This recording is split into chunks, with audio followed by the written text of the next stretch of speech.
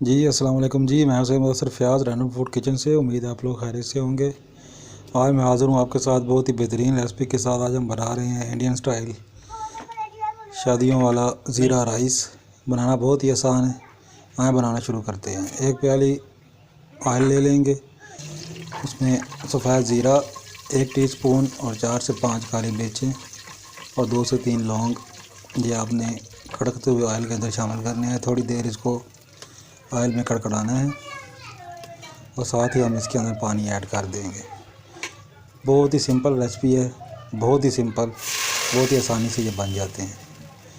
तो ये 1 गिलास के करीब चावल हैं। मैंने आपको पहले भी बताया, घरों में तो हम इस तरह मेजरमेंट करते हैं, तो उसके हिसाब से हम इसके अंदर 2 गिलास पानी ऐड कर लेंगे।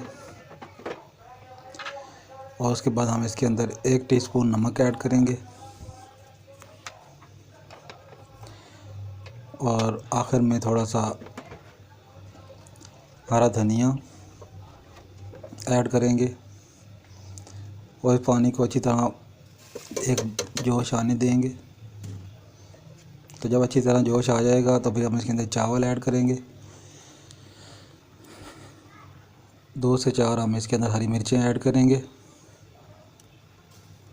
तो बहुत ही सिंपल और बहुत ही ज़बरदस्त किस्म के इंडियन स्टाइल ज़ीरा राइस इस तरह से तैयार होते हैं। इसके अंदर कोई चिकन स्टॉक डाल दें, क्यूब्स डाल दें, इसकी कोई ज़रूरत नहीं है।